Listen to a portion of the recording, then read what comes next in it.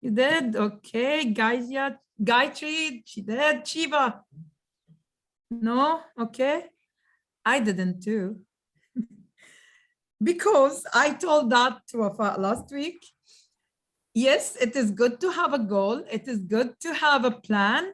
But for me, what happened with me this year was unplanned and it went successfully. So the good things that can come to our life might be not planned. We might plan so many things and put so many things, but then at the end, things can be changed and we can get different and much nicer things in our life, right? But no harm from planning. So Wafa, good for you. I wish I can be like you and Giri too, and Gayatri as well. All of you are doing great job. But today's theme is about 10 ways or 10 important ways to love. If someone here can tell me one from what I have in my list, I'm not gonna give gift because, come on, like how I will meet with you. But anyway, I can give you like a heart. So one way, give me one way that will help you to love. Someone, don't raise hand, don't just unmute and talk. Giri. Just repeat your question. Tell me one way from those 10 ways that if I have them in my list, okay, that will make you laugh. Stand-up comedy. Self. What? Who's One's own self. I can't hear, Serini. I said one's own self is a reason to laugh. And Tabassum send the stand-up comedy. Another one. Someone else say something. Dance workshop. Dance workshop. Okay. Giri. I'm laughing when somebody is losing their wealth. I am the most crazy one. I want losing to make what? Losing what? When somebody loses their wealth, I'm the happiest person. I want to make everybody cry and I'm laughing all by myself. Okay. Okay. Losing money, that's something funny. Nice. Oh, I like I like to laugh when some of the most influential people try to do something and it gets backfired. Wow. What's wrong with you, evil? All of you are evil here. What do you have, Najib? Me, well, when I want to practice my laughing skills, I go into the forest, I look at the trees and I laugh out loud. Fortunately, nobody thought that I'm out of my mind. Back to you, back to you. Thank you. And Wafa, you wanted to say something. Tell me. What makes me laugh is the spontaneous actions that we pass through, which is not expected. And it'll be so funny, the spontaneous things that we do on a daily basis. And this is what makes a good laugh for me. Nice. Okay. I still didn't hear the answer that I wanted to hear. Jayati, do you want to say anything? Am I saying your name correctly? You are. Okay. What makes me laugh is if I'm challenged to do something and people expect me to lose and I win it. That makes me laugh. Okay, nice. And let me tell you all the answer. I wanted someone, at least from Laugh Out Loud members, to say it. Join Laugh Out Loud Toastmasters Club today and you will have all the laughter in your whole life. That easy, that's simple. And by joining Laugh Out Loud Toastmasters Club, these are the 10 important things that will help you to laugh. Because in Laugh Out Loud, we have so many crazy sessions. We have a unique table topic session, which we don't have it today, yes, but we have it in other meetings. We have a unique stand-up comedy impromptu speaking debate session that will be started soon. And we have the stand-up comedy show, speaker. We have, as you can see, educational session from amazing people. and we laugh all the way together. So why not to join Laugh Out Loud, and why not to have a great laughter together, right? To start the meeting and to move forward with our meeting, I'm not gonna be running the whole thing by myself. There is so many people who will be helping me. Yes, it is a unique club, but still we are following the Toastmaster procedures. And the first person who is going to help me today is our timer. And he is one of the amazing Toastmasters members I met internationally. He is from Malaysia. He just accepted my request to be the timer for today's meeting. Let's welcome our timer, Toastmaster Najib Abdullah. Thank Can you you. explain your role? Thank you, distinguished Toastmaster Arwij. You will have to give me the timing sequences. I will Okay. explain the timing for you, but explain explain the- the role. You Okay. explain the role. Explain the role. Okay. My role as timer is to conduct a timing sequence for every participant who participates in this meeting today. The three colors that I'll be showing are green, red, yellow, and red. Back to you. Thank you so much. So everyone, keep your eye on the timer because he will help you to see the cards and to see the timing for all your sessions. And the second person who will be with me today is the debate moderator, which is the signature session of Laugh Out Loud. And this person, I will not ask her what is her role because her session will start soon and she will explain it while she is starting it. And this session, it is unique because so many people and you as well, guests, members, everyone can be part of this session. Today, I wish I can be one of the debaters, but today, specifically today, I cannot because I'm taking so many things role. Anyway, I'm so like excited to hear from all our guests and members to see what exactly they are going to give us in this session. And she is also taking the other role, which is the moderator. I will leave the screen for her today to explain her session and explain her role as a moderator and to start with the first session, the debate, stand-up comedy impromptu debate session. Before I call her, just to refresh your mind, our sessions today, we have the debate session and then the amazing training and workshop by our guest speaker or guest stand-up comedian. And then we will move on to the stand-up comedy show and we will be evaluated by our guest speaker, Toastmaster Dan McGill. And then we will have the business session at the end. Ready to go, everyone? Yes, Yes. ready. And now, All ready. Toastmaster Najib, DTM Wafa will explain to you how to run the timing. And I will send you the agenda so you can 100% make sure from each timing, for each speaker, okay? Okay. Okay, great. So let me welcome the stand-up comedy impromptu debate moderator. She is one of my best friends. I love her so much. And she knows that she is the queen of my heart, at least. And like, she's amazing. I cannot say more things, but this person is one of the greatest members in Toastmasters in Kuwait District 20. And believe me, if you will know her and she will be your close friend, your life will be amazing. Let's welcome DTM Wafa Salman. Thank you. Our Toastmaster of the day and our VP Education, President, fellow Toastmasters, and honored guests. Good evening. Let me explain about my tech moderator role. I'll be making sure from the meeting, from the beginning till the end, if there is any technical, if there is a person should be like logged in with unmute mic, I will mute. So I'll make sure that technically everything is under control. Now I'll make the timer as a co-host as well.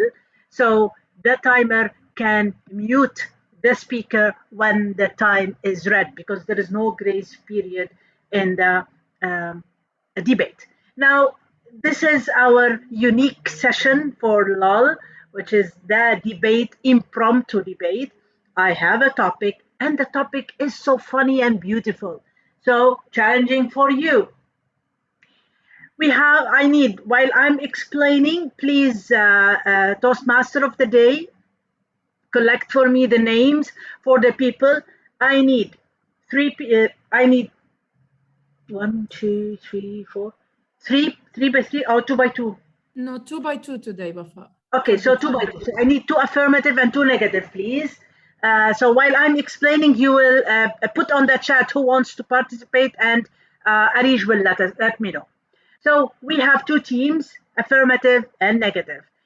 The team has got the captain, which will start by introducing the topic and talk about the argument that he or she will talk about. The second person from the negative team, which is the captain of the negative team, will cross-examine by trying to put him in the corner and prove his statement is wrong. So an advice in the cross-examination session, which is 30 seconds only. Don't give a chance for the other person to speak. Ask him like a detective.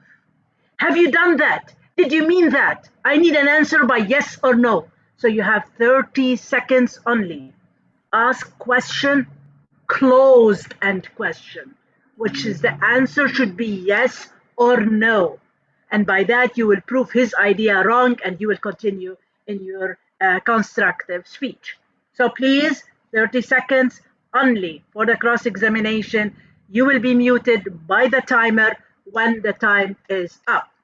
For every speech, we have the first speaker has got 1, 2, and 3 minutes. So green, yellow, 2, and 3, the red. And when it is red, you will mute the person, Mr. Timer. You will mute, you have the full authority to mute the person who's speaking because you know the timing, not us. And during the cross-examination, you don't need to put green and yellow. If you want, you can put, but because it's like seconds, it's 20 seconds, 25 and 30 seconds, but at 30 seconds, you will stop. So if you want to put the cards, you can, it's up to you, but I prefer to put on 25, that's yellow, and then go with red and mute the person. Are we ready with the team?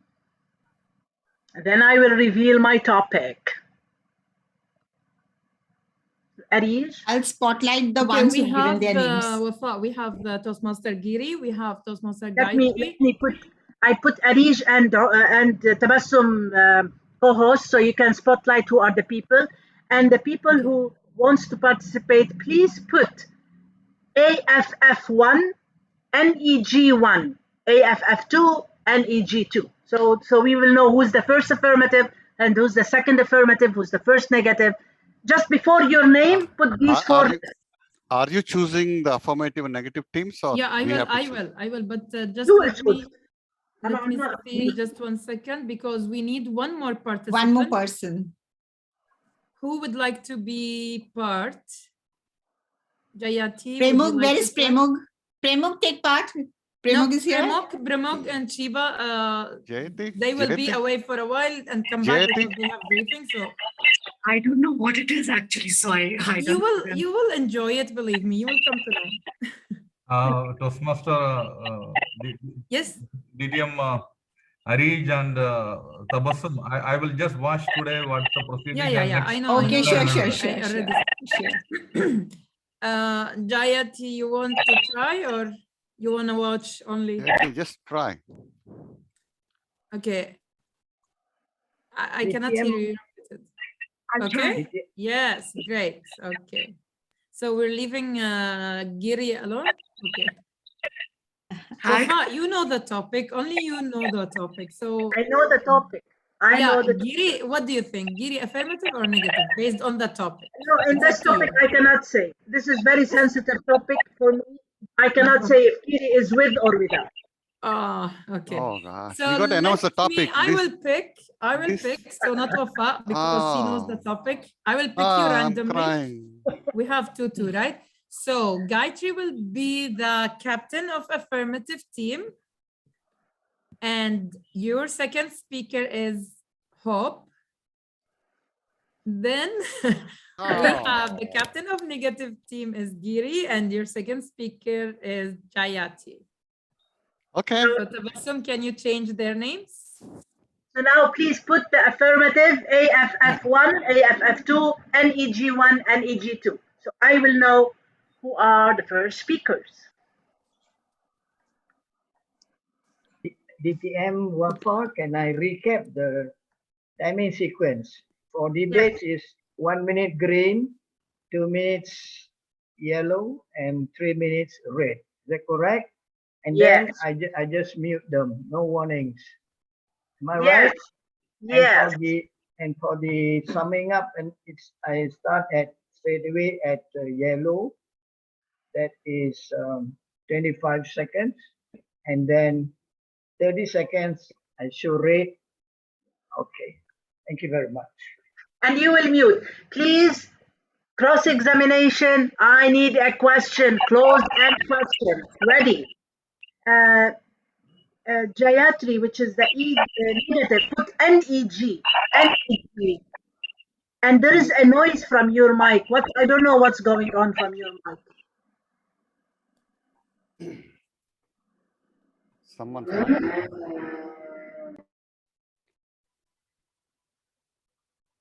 NEG2 and NEG1.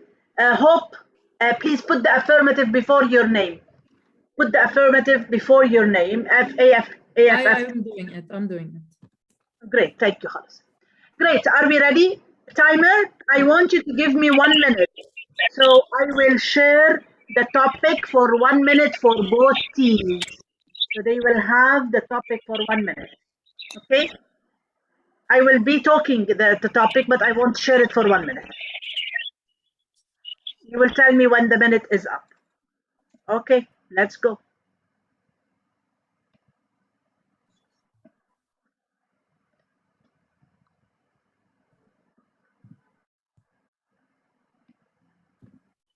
Just a minute.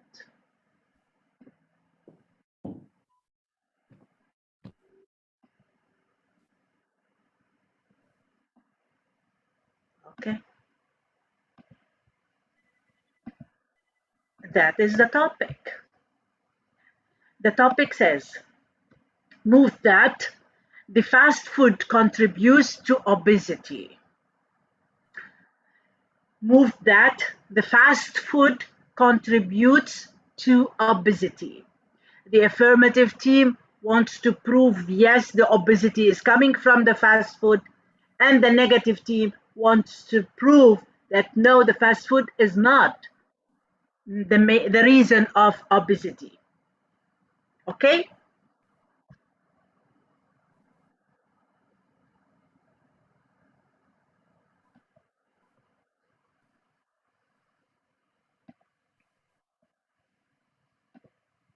Make it funny. Timer when it is the 1 minute, let me know.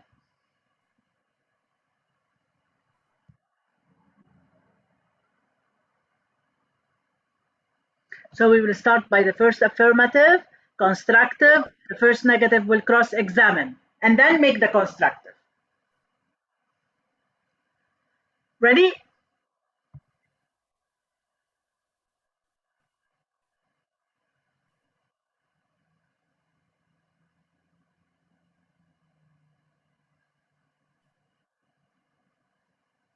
I'm waiting for the timer.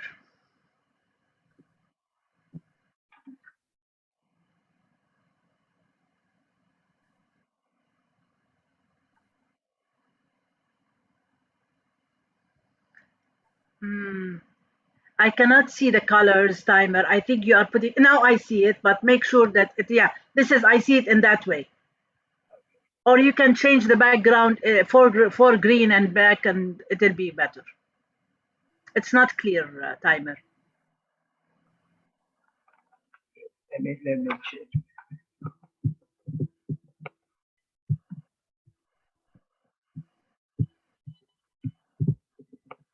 Do you have the background, the colors background? Okay.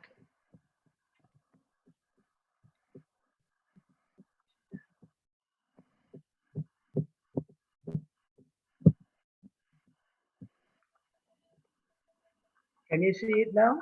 Yes, now it's okay. Can I see the red, please? Okay, great. It's a clear, participants, the cards are clear for you? Great. So let's start. I will call the first affirmative. Please make sure that all others are muted while the affirmative starts speaking.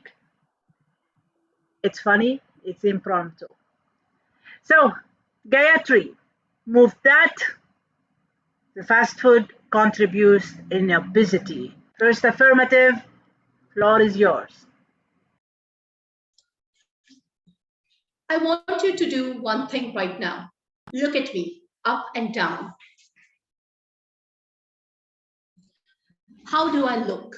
Obese? Yes, I am.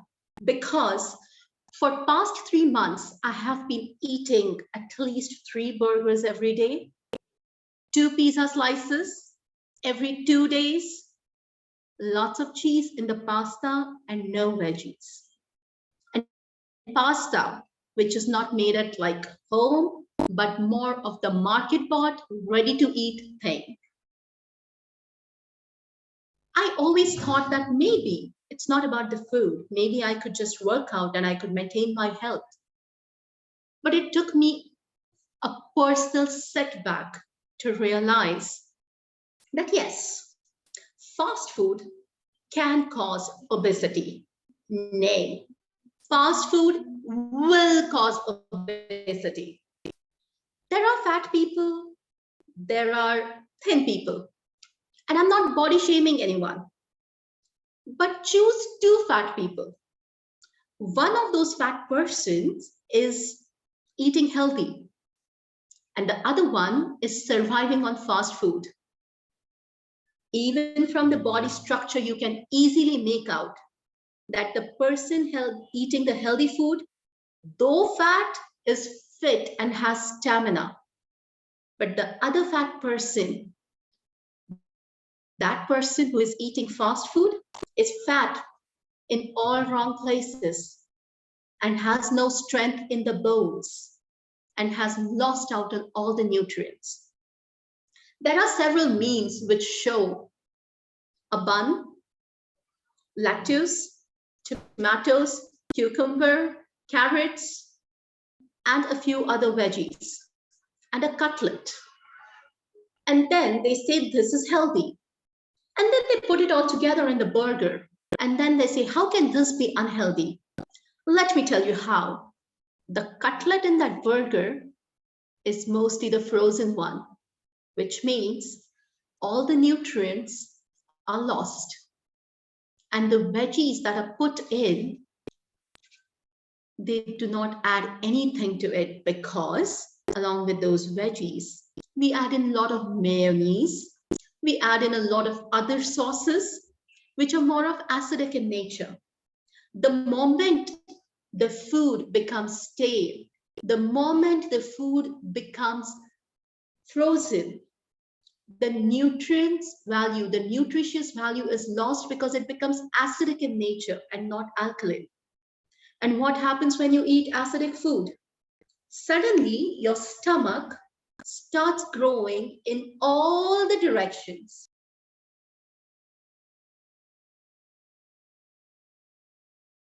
Thank you very, very much, Gayatri. And now let's hear from the first negative team, the negative team captain, Giri. Do I cross-examine or do I Yes, 30 seconds. You will cross-examine? cross-examine, and then after that, we will start timing you for your constructive speech.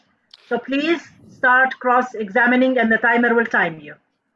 Toastmaster Gayatri, how many burgers do you eat? Look at me, how slim I am. I eat burger every day for the past 82 years. I'm 82 years of age. How many burgers do you eat every day? Who told you that the food in that is bad? McDonald's has done 25 billions of research and brought up the burger, which is really healthy. It's in you. How much burgers do you eat? That's what is affecting you. Fast food is really good for health. Who told you you're plump and fat and obese? For me, you look so beautiful and I would fall in love with you any day. His beauty is in the eyes of the beholder. Yes, I know it's all human will. Do you agree?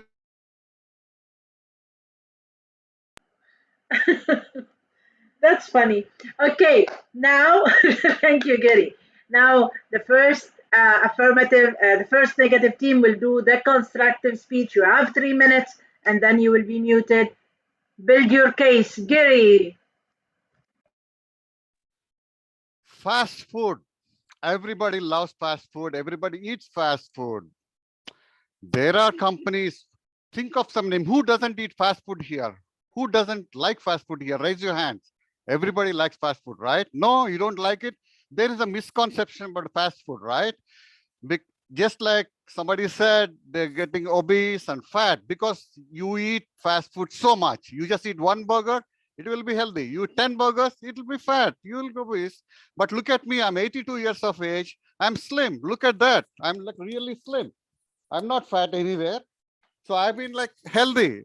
I don't have blood pressure. I don't have diabetes. I don't have anything. McDonald's, Wendy's, and all these other companies have done billions of research for giving healthy food at the least expense. That's what it is. The reason fast food came because we are all working so much. If you have a work-life balance and if you eat healthy, you'll not be obese. You'll be really good. I urge you all, please go and have some fast food today.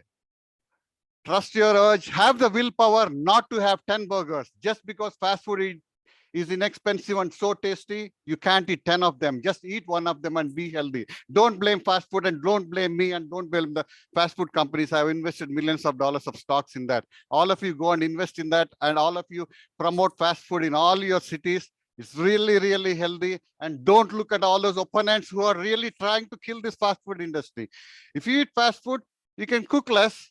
And you can really be having so much fun with your family. You can go out on a date with your lover out into the street instead of cooking at home for 1 or 2 hours. Do you understand that? Just let's have some fun and let's have a fantastic fast food filled 2022. I love you all. Back to you.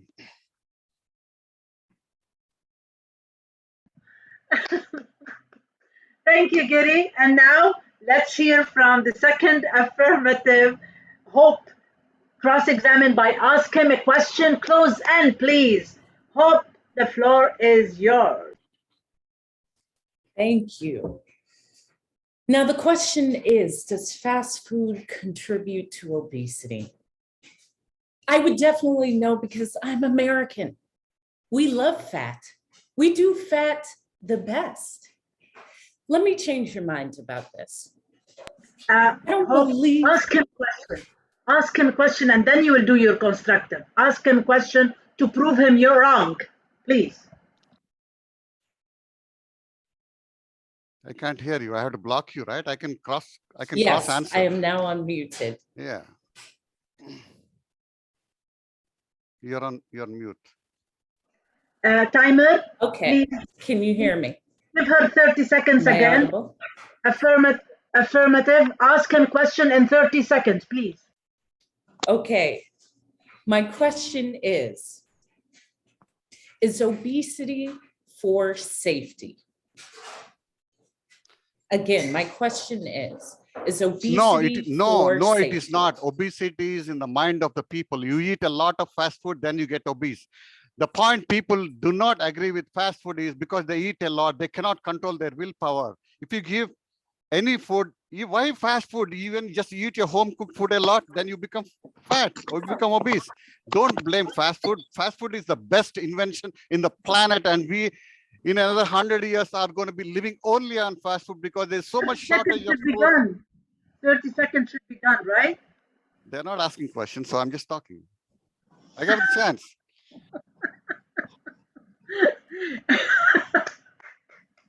That's the funny debate. We are doing impromptu, so The cross-examination, if you are giving your worthy opponent time to speak, then he will be giving a chance more to speak. Now, affirmative 2, give your constructive speech in 3 minutes. The floor is yours, Hope. Thank you. So my question was, is obesity about safety? I would say it is. Look at our time in the world. Why even get up to go to eat? If you're obese, you can stay at home as much as you would like. Forget about working out. Why do you want to be lean and toned? You can just continue to grow in all ways, not just in your mind. I would like to also add, it's easy to find clothes because you could just throw on a blanket or a sheet, throw a belt on, you're good to go. And also with traveling, you have an extra seat. It's like it's first class everywhere you go. You can stretch out and put your arms across all the seats because you take up more than one seat. I also stress to you, this safety comes from, have you ever heard about a skinny person crossing the street? It's happened to me. I didn't look both ways, and boy, it hurts. But if I had a few extra kilograms, I'm sure I just would have bounced right back. So I'd like to say, in defense, that obesity is about safety. It's not about saving your heart. It's not about a healthy blood pressure. It's more about your comfort. Therefore, go ahead, eat up all your fried foods. Then you can stretch out on your airplane, which is always first class. And just know when you cross the road, you're always safer than a slim person like me. The floor is yours. Thank you very much, Hope. And now our second negative team in 30 seconds only. Cross-examine Hope in her speech, and then we will give you time for your constructive. So, Jayati, the floor is yours. I have to ask her questions. Okay. The first question is obesity about safety? If it is about safety, why don't you think it is about safety when you're double your size? Don't you think you'll be misplacing somebody else? And then traveling, you have that extra seat. Why do you need to pay for that extra seat if you're healthy? And the fact is, to me, that you're looking.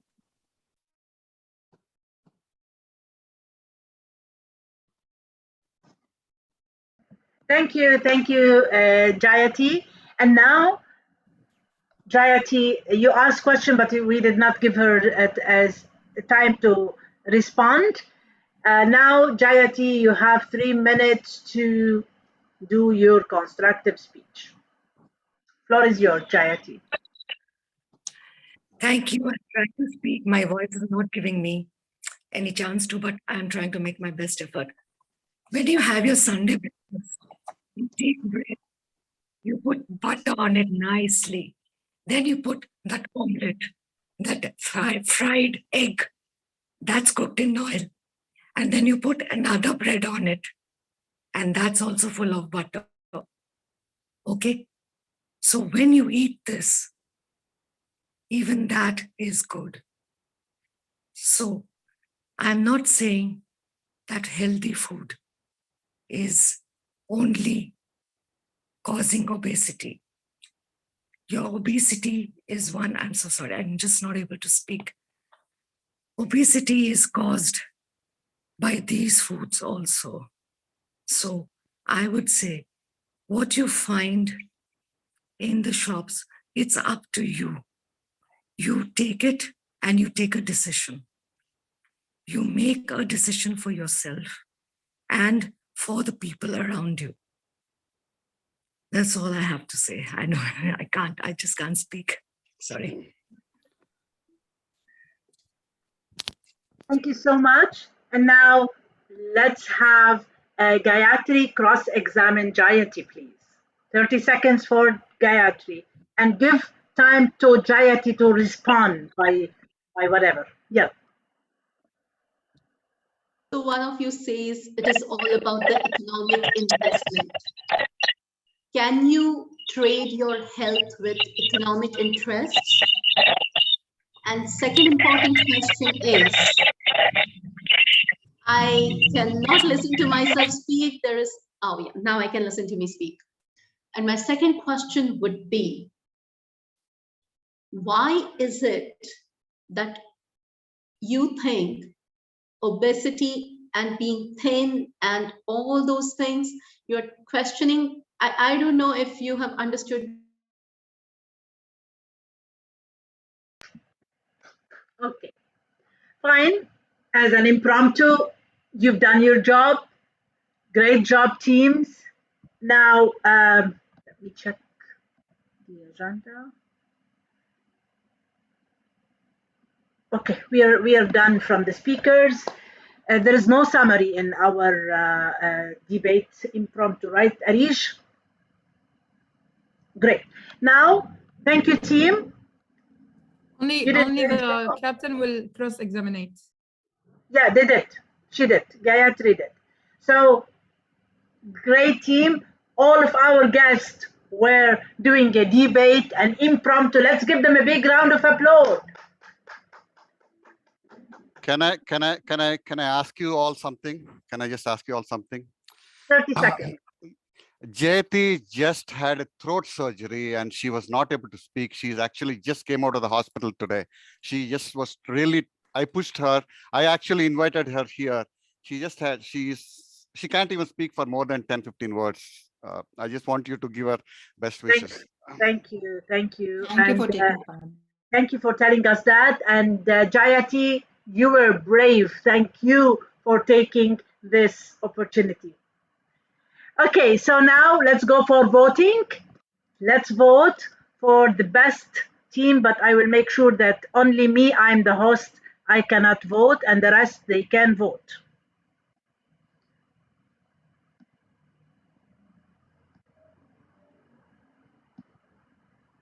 Okay, so ready?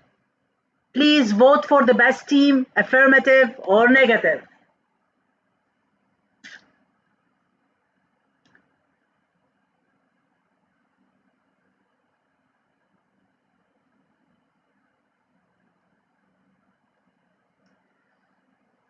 $15 voted. We have more to vote. Please vote. 17 voted. I have.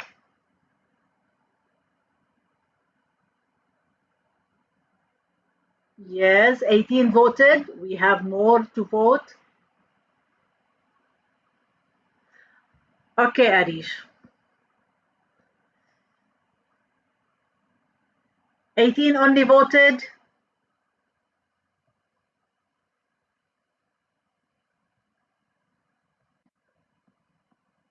Okay, so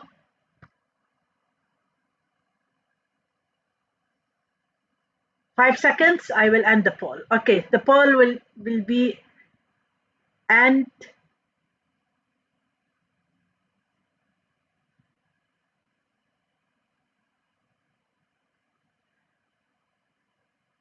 Okay, I will end the poll. Only me, I cannot vote. So,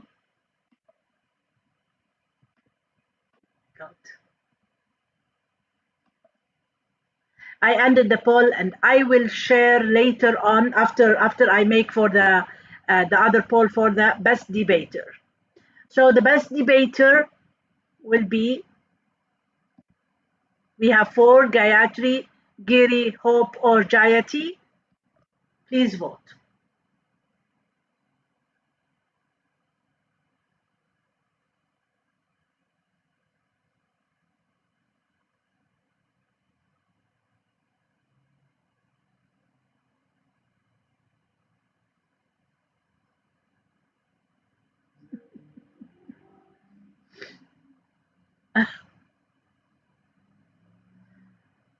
Okay, I will give another 29 seconds more.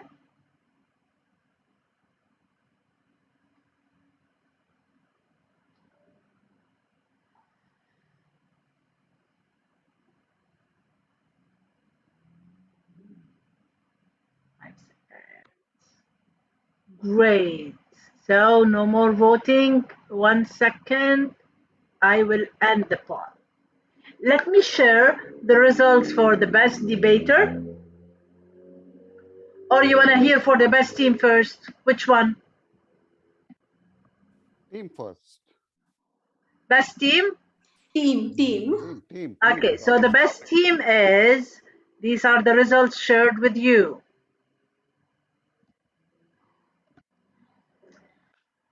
Affirmative team won with 1 vote only. So you were very close. Only 1 vote make it for the affirmative team. Let's see who is, let me stop sharing, who's the best debater. We have great, brave guests. 1, 2, 3. So the best debater is Giri. Well done, teams. I'm so proud from our guests. And now my session is ended. I enjoyed the session. Thank you very much. And back to you, the Toastmaster of the day, lovely Arish. Thank you so much, DTM Wafa, and thanks for all the amazing debaters for today's session. Thank you so much. You all did a great job, and I really enjoyed you all. And I hope that you found it interesting yourself. And now I can see our guest speaker is waiting to start his session. But I want to hear from all of you. Are you ready for his session? Yes. Dear timer, just please note that his time is 15 to 20 minutes. And hope you all are going to be amazed. And I'm sure that you all are going to be amazed. Let me introduce him to all of you. 1 second. 1 second. Okay. Well, I can see that so many people here already know our speaker, and they are here because of him. But let's introduce you. Bismillah. Where did it go? Here. He is a club president at Society Speakers in London from District 91.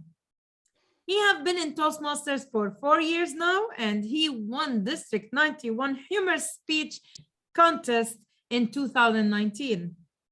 And at District 12 as well, in Speakers Bureau Humor Speech Contest in 2020. He was also the 2nd place winner for District 91 International Speech Contest in 2021. Hopefully this year as well, I'm not sure, but inshallah he will be. He is also a copywriter and communications consultant in London. He's working with brands and businesses including British Airways, Vodafone, Apple, and Netflix. So let's welcome with a topic of where is it? You will kill me now. A voyage inside the audience's minds. Let's welcome Toastmaster Dan McGill. Screen is yours. Thank you, Arish. Don't worry, I don't really remember the title either, so we'll see how we go. The debate was great. I enjoyed that. Thank you, and well done, Jayati. I mean, you could barely get any words out, and you were still funnier than Hope. So well done. That was an excellent job. Just for a bit of background, I think Hope's already mentioned it, but we've both qualified for the District Humorous Speech Final in District 91 here. I think it happens in May. So, we're competitors, so I'm allowed to say things like that. And even though I'm going to be giving some tips during this session, a few of them will be deliberately incorrect just to try and send Hope in the wrong direction. So look out for those. Anyway, who's done stand-up comedy here? I know it's a stand-up comedy club, but who's done, hands up, who's done some stand-up comedy? Okay. Oh, a few of you. Cope, you've never done stand-up comedy, but yeah, a few of you. That's good. Excellent. Well, the first time that I did stand-up comedy, it was a few years ago now, and it went so well. It really did go well. My jokes were hilarious, timing impeccable, and confidence sky high. And I remember afterwards thinking to myself, next time, I'm going to try that out in front of an audience. And then I did, and it didn't go well. People just stared at me, open-mouthed, total silence, like they'd seen a ghost. And the more I tried, the more experienced I got, the more I realized actually it was the audiences that were haunting me. They'd plague my dreams, trying to work out why weren't they laughing. I had to know why weren't they laughing. Surely I had some funny jokes. Also, I've got a psychology degree. I mean, if I can't figure out what makes an audience tick, who can? So I embarked on a voyage into the mind of a stand-up comedy audience. I thought there must be a formula. There has to be a formula. Now, what do you want first? Good news or bad news? Bad. Nobody cares. Good. No, We'll start with the good Bad news. news. New Year Bad good news. Bad news. Only good news. I Only good wish- news. I wish I had Bad that. news. Bad news. Bad news. Bad news. We're going to start with the good news. It's shorter. Okay. The good news is I found the formula. Bad news is, by the way, you all debated about that far better than anyway. The bad news is there are 2,457 of those formulas, at least. And you don't know which one's going to work from one night to the next, from one joke to the next, or one person to the next. And the only way you can even begin to know which formula is going to work at any time is by climbing inside the mind of the audience. But how do you do that? You're on stage, you're under pressure, they're out there relaxing, waiting to be entertained. You're locked inside your own head, panicking. They're hiding away inside theirs. So there's no way in, really. Except as stand-up comedians, and I can see from those of you that put your hands up, we have quite a few of you here, you do have one advantage over your audience. If you think about it, your audience can only ever experience being in the audience. Very few of them are ever going to be brave enough to try getting up and telling jokes themselves. Some of them shouldn't, hope. But you're brave, you're a comedy warrior. And you can't only experience being up here on stage, you can go undercover and become an audience member. So you can find out what makes you laugh when you're in the audience, and you can use that to your advantage. So you're all playing the role of the audience right now. I know we had a bit of a taster of this earlier on, but let's find out what makes you laugh, and then we'll know, and then everything will be perfect. So let's start with Giri, as he was the champion. Giri, what makes you laugh? When you're in a stand-up audience, I don't want any of that nonsense from earlier. What makes me laugh? Yes.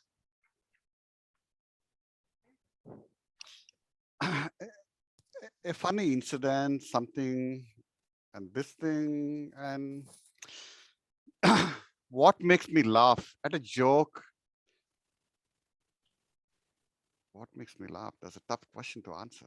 Okay, no, that's useful. Thank you. Let's ask Deepak. What makes you laugh? Whenever the speaker just suddenly brings a twist, surprise, or shock, unexpected answers or comment. That's good. Thank you. Thank you. Who else have we got? I'm sorry. Can I? No, Giri, you've lost your chance. No, sorry. Tabassum. I laugh the most when someone falls down, including myself. And I laugh at all the punches, witty punches, which I see on the net. So Okay, that's great. Thank you. I feel bad. Come on, Giri, let's give him one more chance. Well, what were you going to say? I'm sorry, I was just attending the call at work. So what makes me laugh is something sometimes self-deprecating, some joke about someone's self, something did something which is a usual thing somebody did wrong, and that sometimes make me laugh, something which we don't observe. Great, thank you. Okay, so what did we learn there apart from Giri's currently at work? Not an awful lot, but there were a few things there. So, but I think really the fact that you all kind of panicked a little bit and weren't sure, it shows that not only do we as comedians not know what makes an audience laugh, a lot of the time the audience don't really know. But nonetheless, I've done some research. I've spent some time up here and I've spent some time out there, and I've discovered one major secret that I'm sure you'll have never heard before. One thing the audience will never tell you, because I don't think they're even aware of it themselves.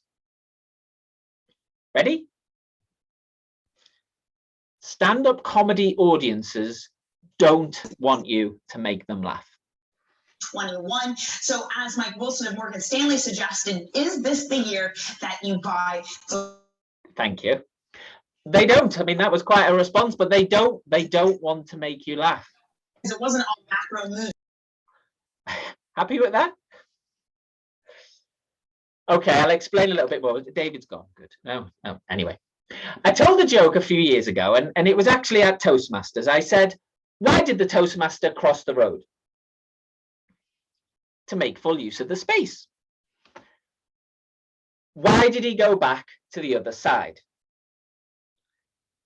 Because he didn't like his new pathway. Now, I got groans, so many groans, a bit like you're all doing now. And then one day I tried something else. I put that same joke into the mouth of one of my characters within the speech. So suddenly it wasn't me telling the joke anymore, even though it was my joke, my bad joke, and I was literally stood there telling it. But now, in the minds of the audience, that joke was coming from someone else, and that someone else wasn't stood there trying to make them laugh. So I think they didn't feel manipulated or forced into a cheap laugh, and therefore they laughed. And it's a weird thing, but a stand-up audience, they don't want to feel like they're being manipulated into laughter by you. I don't know why, but they don't. Most of you have probably seen the joke master role at Toastmasters, maybe. And normally the role player of the joke master, they'll download a list of jokes from the internet, they'll read them off the screen, and we all laugh. And we all laugh because we know those jokes weren't written by the speaker. The person who came up with those jokes isn't there. That person isn't trying to manipulate us into laughing. It's not forced. And so we happily laugh. And I know this is difficult to believe. I know that some of you are sat there thinking that that's not how your mind works. You're not that bitter. You don't mind laughing at other people who are trying to get you to laugh. But in my experience, I really believe that the harder you try to deliver your own joke from your own lips, without using any of the techniques we're about to discuss, the less likely you'll get a laugh. Now, I'm just going to come off gallery so I can see you all onto gallery. Okay.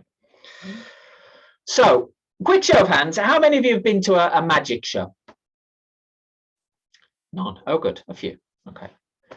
Did you enjoy it? Hope, did you enjoy the magic show? Of course I enjoyed the magic show. I always like to see fancy tricks.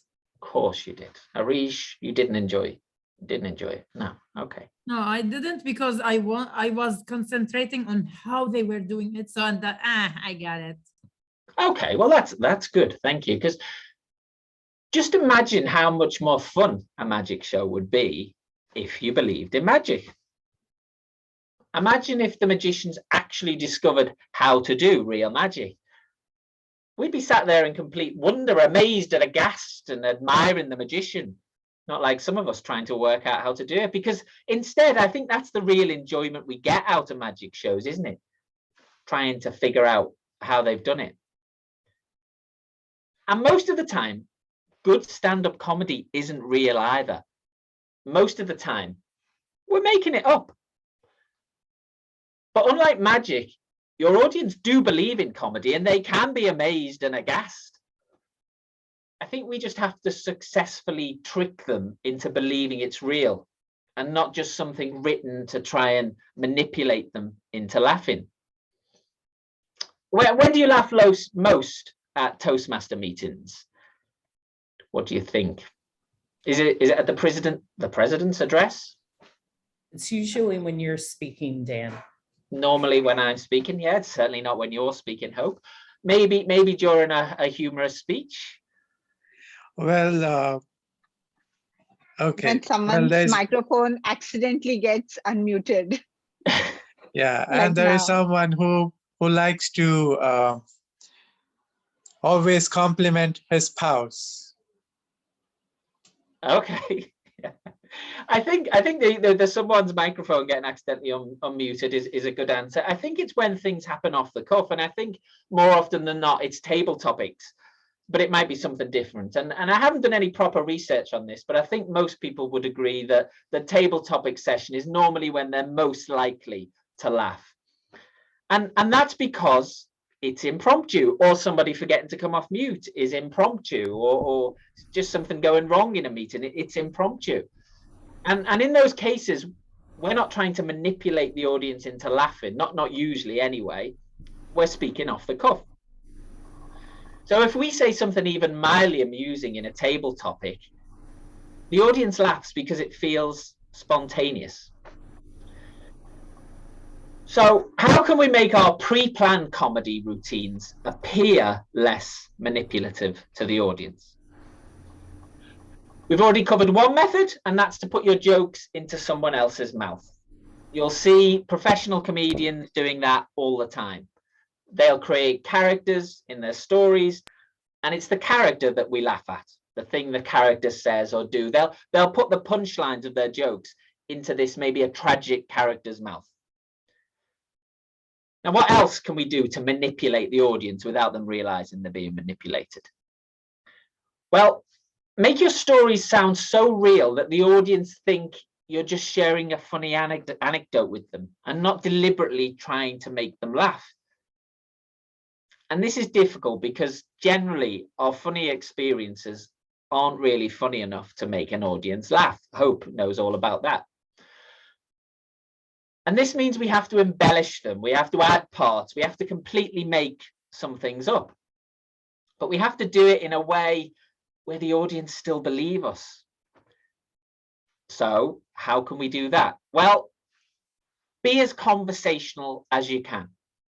Chat to the audience as you tell the story. I think we've seen examples of that today. Go off on a tangent and get ready for this. I know it's Toastmasters, but use filler words. Use as many filler words as you like.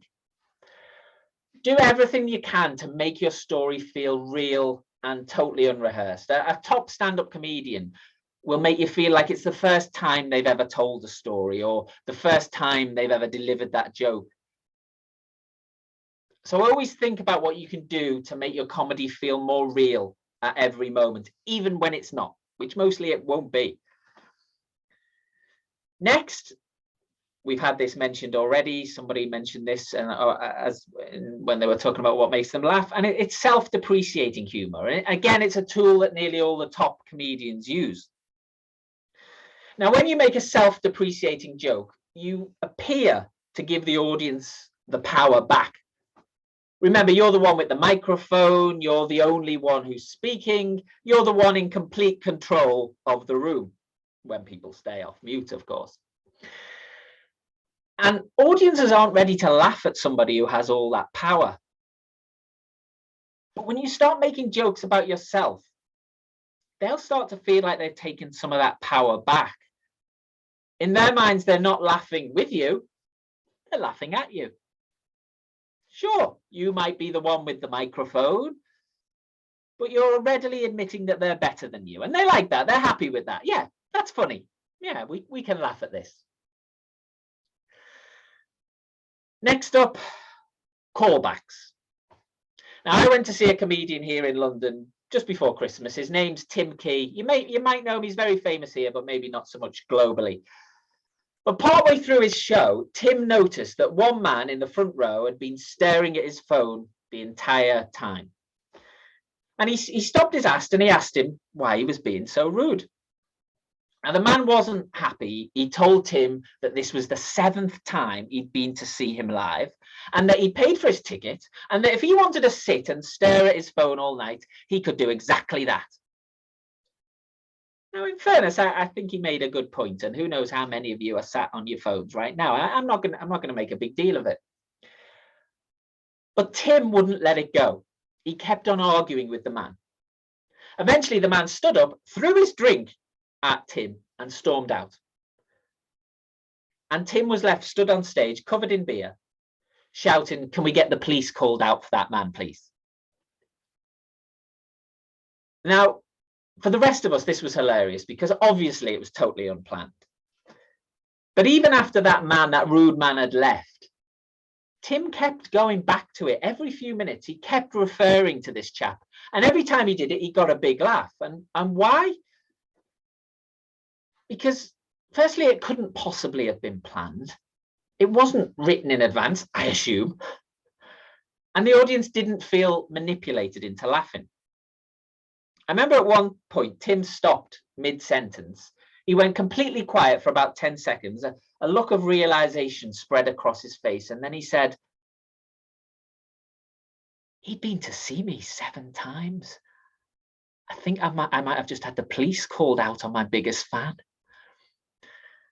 Now that probably got the biggest laugh of the night. And it wouldn't now because you weren't there. But I think on the night it did because it combines all the techniques we've discussed so far. It involves another character, and we're laughing at as much at that other character as we are at the comedian himself. It's self-depreciating because he's realizing live on stage that he might have just made a big mistake. And obviously it's a callback to something we've all witnessed. So we can all laugh along together at that joke.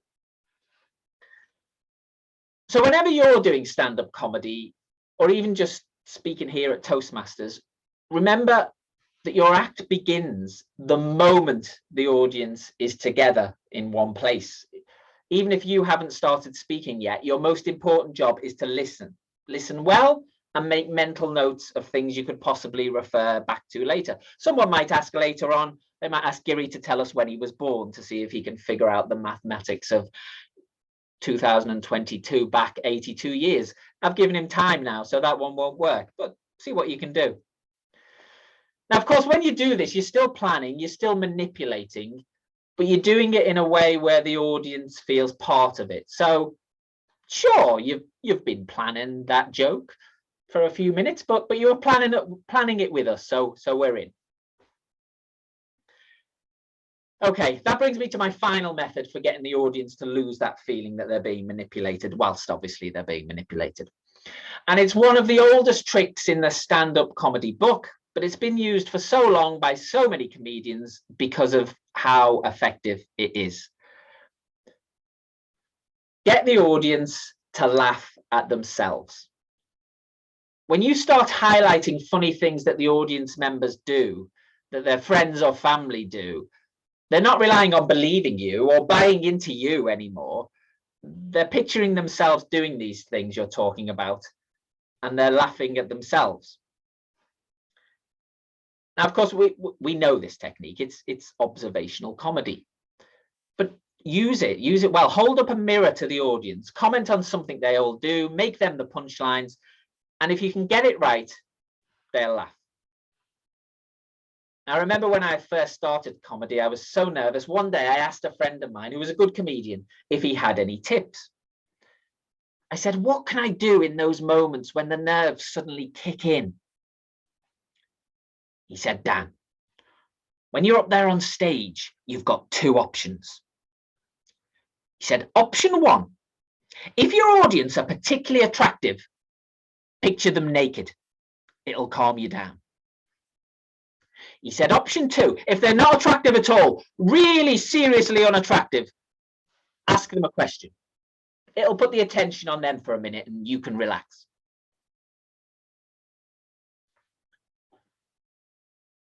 So with that in mind, I'd like to ask you all a question, if that's okay.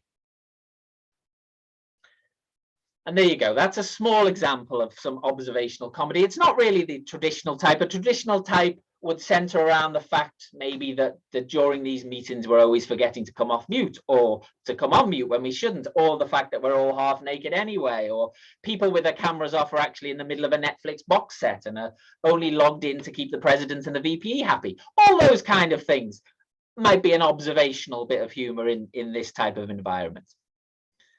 Okay, that's it for today. I feel bad for the timekeeper. Thank you for the card. You can put it down now. It must be getting tired. But there's a few techniques. Thank you. I've got the red. I'm nearly done. There's a few techniques we can use. So number one, create characters in your jokes for us to laugh at or with. Number two, try to make your routines as conversational as possible. Don't be afraid to use filler words. Number three, self-depreciating humor as often as possible. Number four, listen, and use callbacks as often as you can. And number five, be observational. Hold a mirror up to the audience and let them laugh at themselves. I think when all's said and done, a stand-up comedy audience, they only really want one thing, and they want to matter whilst you speak. They don't want you to come up and speak a string of pre-planned jokes in their faces. I think as humans, we crave to laugh together. So make your audience feel part of your act, make them feel like none of this could be happening without them. And they will connect with you, they will laugh with you, and they will keep coming back to see you. Thank you. Thank you so much, Toastmaster Dan. That was amazing. And let's see if our stand-up comedians are going to take what you have said today and present it the way that you have said. Don't know about myself, but let's see what we are going to have next. Thank you, and stay till the end for the vote of thanks, of course, and because you are going to evaluate us. That was really amazing. I want to see your hands, everyone. Did you enjoy it? Yes, it was wonderful. Thank you so much. And now let's move to the next session. I know some people here only for Dan, but don't let us down and let us smile with you, because we still have one more session for you as well and for us to learn from it. So we reached to the stand-up comedy show, and we have 4 stand-up comedians for today, and they are ready to make us all laugh. Timer, you know the time for each stand-up comedian? No. No. Can you give me the It's there in timing? the agenda. It's there in the agenda. Agenda. Can you just say it out, please? DTM? Okay. So let me open the agenda. Okay, so the time for each stand-up comedian is 4 to 5 minutes. Timer at 4, you show us the green card, 4.5 the yellow card, and 5 the red card. And please, let's not have a grace period because we are already running out of time. So, are you all ready to start with the first stand-up comedian? Yes? No? Oh, come on, guys. Are you ready? I don't know what is wrong with you guys. Come on. Okay. Yes. For stand-up comedy, yes, great. For stand-up comedy, what we need to do is to open our cameras and unmute ourselves, because for stand-up comedy, we need to hear your laughter so we can give you more and more. So please unmute yourself if you have noises. Okay, Jayati, just open your camera. If you have noises around you, don't unmute yourself. Open your camera, everyone. Open the camera, everyone. Do I have to shout again? Open the camera. It's open. Okay, so let's start our session with the first stand-up comedian, and he is one of the senior members in Laugh Out Loud Toastmasters Club. He is one of the charter members as well. Let's welcome to the screen the one and only Toastmaster Srinivas. Yay! Screen is yours. Good evening once again to all my friends out there, people who have joined us from overseas. I'll take a recall of Dan. Right now I'm all nerves and you all are good looking. Now I'll leave the imagination to y'all. Thank you, Ari, for giving me the topic for a stand-up comedy tonight. I have already written my resolution, New Year resolution, and it reads, I'm not going to have any resolutions this year. Or it's the same resolution what I had for several years in the past. The reason is very simple. New Year resolutions, whatever I have made myself in the past, has never paid me any results. And when I decided that I would not have any resolutions, it started helping me a lot in achieving something. I'll give you an example. While in school, I was with a bunch of boys and girls. And we had this real exercise of jotting down resolutions just before the New Year, a week, 10 days before the New Year. And it was a big task for us to jot down these resolutions. And we used to play a small game among ourselves.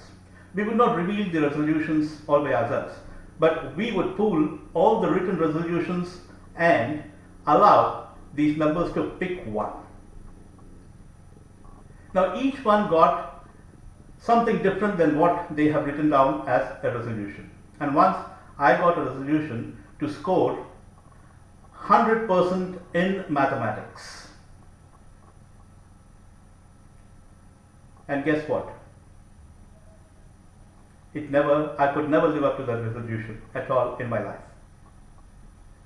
And me being a salesman for the last 35 years is proof for that. I've been one of the poorest in mathematics. Talking about resolutions, you know, my older sister, she always wanted to lose weight, and that was her resolution for a new year. Yes, she would lose weight in the initial months of the new year, but then by the time it is 31st December, she is again rewriting the same resolution to lose weight. For the amount of weight she has gained in the rest of the year. Similarly, my friends who would have, not to play pranks with fellow students. Now, invariably, they end up not living up to that resolution by the time it comes to the year end. So resolutions for me is just not my cup of tea. So I don't make any resolutions. I have decided I would not make any resolutions. But I'm happy for you, Arit, that you have made a resolution of not going anywhere close to ice cubes. Keep it up, at least for this year. Now let me take you to a different topic altogether, just to reinforce the educational session what we had with Dan. Now he asked a question as to what makes me laugh in a Toastmasters meeting. I certainly have one. When we had physical meetings, the Sergeant at Arms would come up meeting after meeting and he would say that members are refrained from talking on topics related to sex, religion and politics. We carefully listened. But the very next moment, the President comes up saying, let's have an exciting meeting. Now I would say, what kind of an excitement it is without sex, religion and politics? They are the most exciting topics. Now that was something what made me laugh after I reached home. Back to you, our Toastmaster of the day. Thank you so much, Toastmaster Srinivas. And Let's see who is next. We have our own president. Let's welcome her to the screen, DTM Tabassum Ali. Please, everyone, open your cameras. And if you don't have noises, unmute yourself. Tabassum, screen is Yeah, yours. one second. There is some noise in my house. I need to mute that first. 1 second. 1 second. Okay.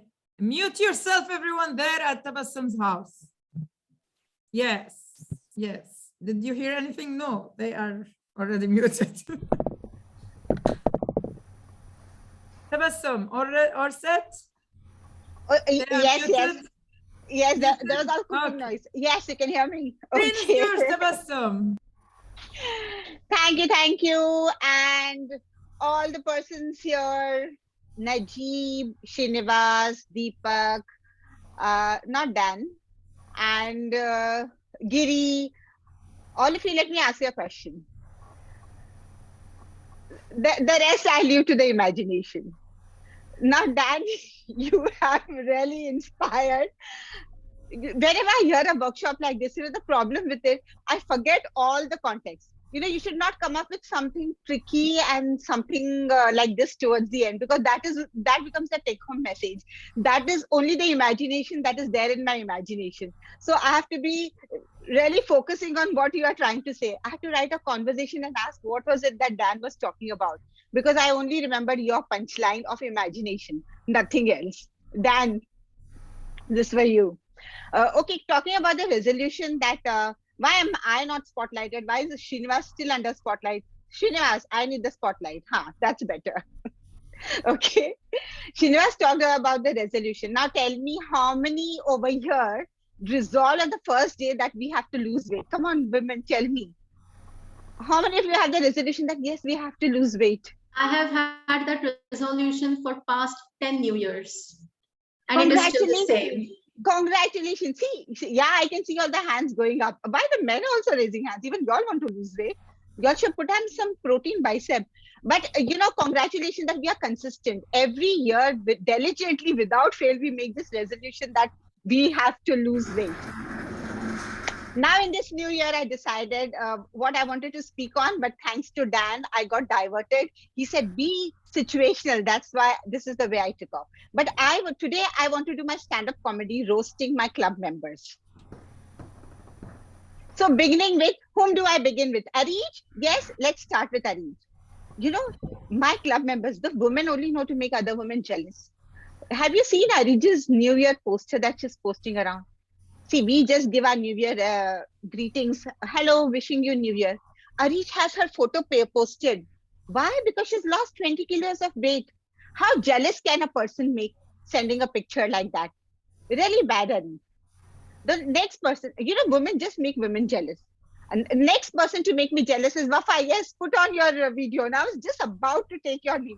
I'll put you and me under spotlight so everybody should know who is Wafa I'm talking about. Arij, please spotlight Wafa for me.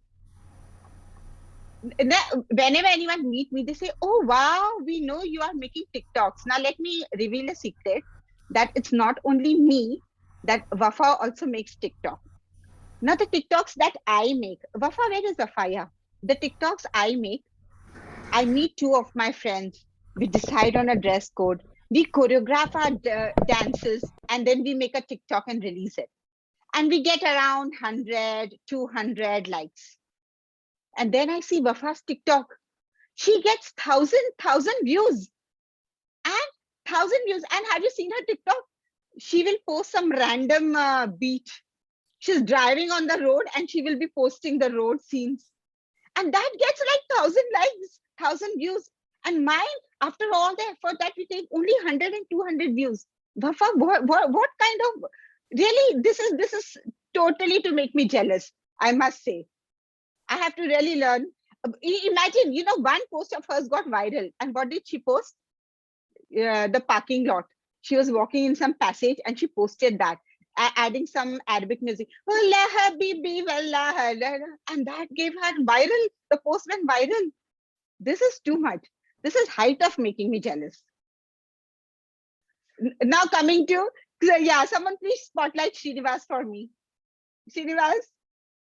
Yeah, now the next person I'll add the spotlight is Srinivas. Srinivas, last whole year you have only made jokes on toilet. Yeah, right. I heard so many jokes that now my whole stomach is only empty. No more toilets is left. Now this year, please make jokes on food, fast food, slow food, medium food, any kind of food. So in 2003, you can again, 2023, I'm saying 2023, you can again make some toilet jokes. The next person to be highlighted is Dr. Makhlouf. See, he's not even here, Dr. Makhlouf of our club. I wish I was like him, but as a president, I have to come. The first for every meeting. I wish I can be absconding like him. Last 2-3 meetings, I've not seen him, but my club members don't allow me. Our next member, Ellen, who just came from London. Dan from London. He's also from London. He was supposed to be a comedian, but he's not there. It's okay, don't show me that. I'll speak for 1 minute extra. Okay. So now Ellen is in London, and the only photos that he'll post is on the cycle in meadows and beaches and everywhere he's posting the photos. Now, Ellen, in case you hear the recording, let me tell you, okay, that is not showing off. You're one person I don't feel jealous with. See, because, the fact is, going in London, you can't afford a car. Forget car, you can't even afford petrol. In the Middle East, where petrol is, we can drive anywhere. Ellen, I don't have to feel jealous. Come to Deepak Bindal. Please highlight Deepak Bindal for me. Where is Deepak Bindal? Someone please spotlight Deepak Bindal for me. Deepak, where are you? Let me tell you. Here is Deepak. See, Deepak is not there also. Deepak, his New Year started not on 1st Jan. It started on 2nd Jan. Why? Because his wife went to India for 2 months. Back to you. See, Deepak is missing. That is Deepak. Thank you so Back much, to you. Toastmaster Tabassum. The good Thank thing you so that much. I was not spotlighted Thank you so when much. she was talking about me. Thank you so much. And now we will go to the next stand-up comedian who's missing right now. Toastmaster Deepak, can you hear me? Yes, here he is. See, Tabassum, he needs my voice to come. There is a difference from the vibes that comes from my He was taking wife's permission to come. See, Thank you so much. You can see me smiling, so it means my wife has traveled to India. I am alone at home here in Kuwait. Yes. I already told that your wife is gone.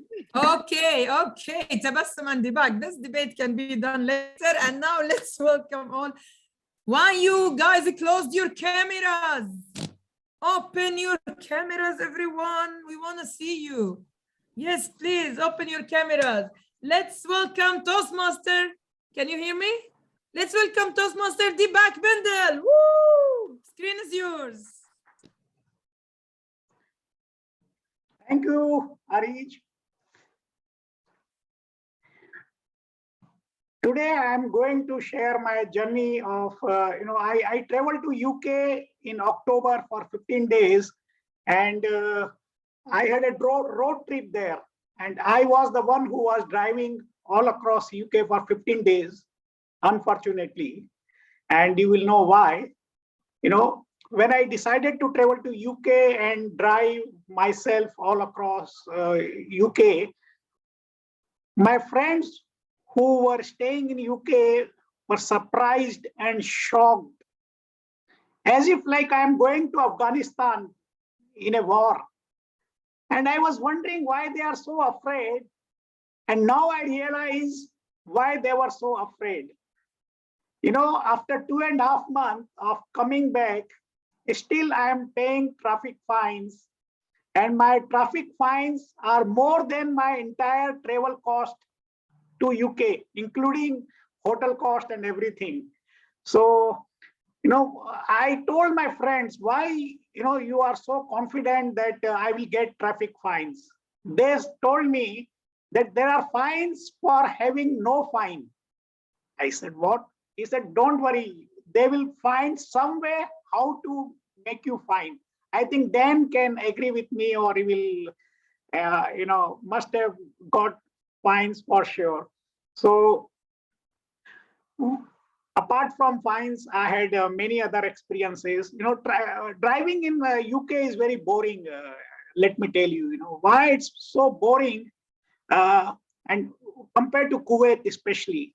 See, in Kuwait, driving is like playing a live video game on the road. How? Because we try to overcome each other. And if there is a single road ahead and two are crossing, we fight with each other who will cross first. And it's like playing a video game on the road. It's so fun here. You know, if I get a chance, I can just jump over another car. It's so fun. There in UK, it's so boring. Everyone follows discipline and they follow all the rules, traffic signs. And they are so disciplined people. Even the animals are very disciplined. They, you know, they walk in a lane and they are very well trained. Being disciplined is sometimes boring in life, isn't it? So the moment I reached Heathrow Airport, I hired a car, and this the car hiring agency asked me, you know, do you need a insurance for tires? I said, who needs a insurance for tires? You know, it was a new car. I was sure it will last more than 15 days. But then later I realized I didn't take tire insurance. And later I realized why he was asking that. Because my 3 tires got rust and I had to pay for the new tires, and it was so costly there. Everything is very costly, you know. You name it and it will be double than anywhere in the world. So never travel to UK, you know, if you don't need to. So on the tires, why, you know, I had a problem. See, the roads in London or across UK, most of UK is very narrow. It's so narrow like a politician's mind. It's so narrow like a politician's mind, yes. And most of the time, my tire will just brush the pavement on the side and the tire will get scratches. And I had to pay for 3 tires. And one time I was in a jungle 100 miles from a city, and it was dark in the night. My tire got punctured because of the road heating. But the thing is, there is a association, automobile association. You call them, they will send a help to pick you up from anywhere, you know, you are. So in the middle of the jungle, when I dialed them, they ask you so many questions, and you feel like you are in a, you know, war zone or terrorist attack. You have been attacked by a terrorist, you know. They call like this: are you okay? Yes. Do you have a heart issues? No. Are you suffering from any illness? No. Are you in the middle of the road? No, I am on the side. Is your family okay? And they ask so many things as if like, you know, I'm a VIP, very important person. But you know, it really made me feel good. I feel that, you know, my tire get busted or punctured more often there. And then, you know, they call me. So it was so much fun talking to them. But they arranged all the help, and I could finish my driving over there. So coming to the road signs, I was amazed. Yeah, they are so elaborate and so detailed. I don't have a timer in front of me. Yes, I think I can see the red, but I need to share this.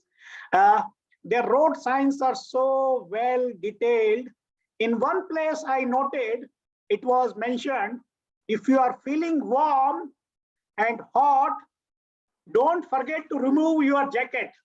You know, thanks God they had that sign, you know, otherwise you don't realize that you are feeling hot and you are supposed to remove the jacket. So, you know, jokes apart, if you are a disciplined person, you are sincere person, you like to follow the rules, please go to UK and drive. But if you are coming from Kuwait, it is very difficult to follow the rules. We are not meant for that. Sorry, Dan. I hope I stopped getting more fines for me. Still, I'm getting every day, from somewhere in the corner of UK, they are finding many more fines for me. So I'm helping UK economy to some extent, at least. So with this, jokes apart, I will encourage all of you to go to UK and meet Dan there and enjoy the driving. I hope Dan can come and take us around and drive for us so we don't get the fines and he gets the fine. Thank you. Over to you, Harit. Thank you so much, Toastmaster Deepak, for your speech. And hopefully no one will get fined. But you, I mean, like no one, and you too. And now let's move to the last stand-up comedian, and I'm sure that this last stand-up comedian is going to make you hopefully laugh because it's me. Yay! So for my internet is not stable, is it? You can. Yes, it's not stable. Harit. Can you hear me? Now it's okay. Everyone? Yes, it is. Hello? Hello? We can hear you. Stable now. I am here, but my internet is not here. No, we Now can it's hear okay. you. Now it's okay. Continue. It's okay now. Like the moment I was going to start, it's get disconnected. I am now okay, all fine? Yes. Okay. Okay, great. Before I start, let me first picture all of you and just imagine and that you are all naked. No, I mean, the people who is closing their cameras, I'm imagining that you're opening your cameras and watch me right now. No one naked, please. Yes. Thank you so much. And I have a really, really critical question for all of you. Normally, a person per day, how many calories should eat? Since most of the stand-up comedian was talking about weight loss 5,000 and things. 5,000 calories. 5,000. 5,000. Oh my God, that's not even 1,200. 1,200 actually. That's not even a person who eats 5,000 calories per day. No, it is ideally 1,200. Okay, exactly. 1,200 is the normal person. The normal person would eat this much, right? Before a few years, actually, before some like few months back, let's say last July, I used to eat the 5,000 calories that Tabassum was mentioning. Yes. And then I started the weight loss process journey. And then I measured my calories, my grams, and I was doing great. And guess how many calories right now I'm eating per day? Any guesses? 500. 500, very close, Tabassum. 1,000. 1,000, that's too far. 600. 600. 750. 750 is the right answer, 750. Giri. 750. Great. 750 calories. And I sent to my nutrition and asked him, do you think I need to reduce? Because I feel that I'm not losing much weight now. What shall I do? And you know, his answer was, no. And I was like, what happened? He was going to kill me today, actually, when I asked him, what shall I do? He said, you should increase the calories. Guys, I've been suffering from weight thing all my life. Don't eat so you can lose weight. No, eat so you can lose weight. Seriously? If I will eat, I will gain. If I will not eat, I will gain. That's not something acceptable to me. And I believe all of you are not. Like, I don't think Tabassum or Srinivas have any issues with weight, right? Yeah, I can see that.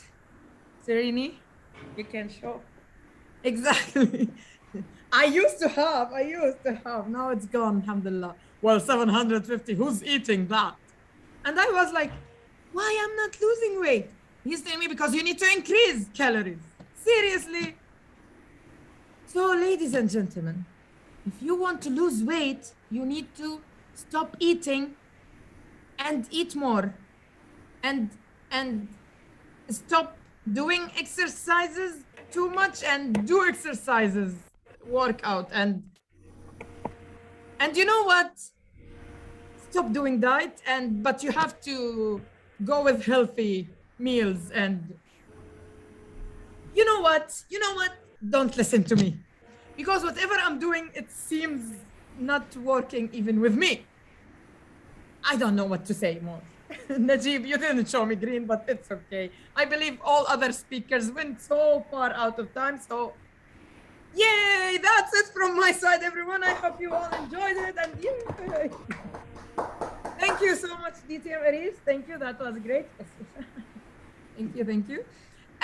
Okay, I got the green card right now.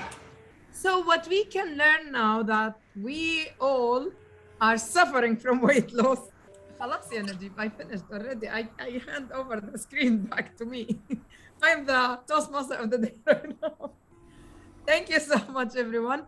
And now, Najib, wallah, I'm finished. Wallahi, I'm done from my talking. You can remove the green. Okay, Najib, keep holding it. No worries, no worries. Now we're going to the next session of our meeting. Najib. Arish, there's a camera behind that monitor. That's how I know you did 750 calories. I've been stalking you. Like there's a small camera there. Oh, okay. Yeah. It seems not behind my camera, maybe in the phone. You are stalking. You were already stalking me, Giri, from the beginning, so no worries.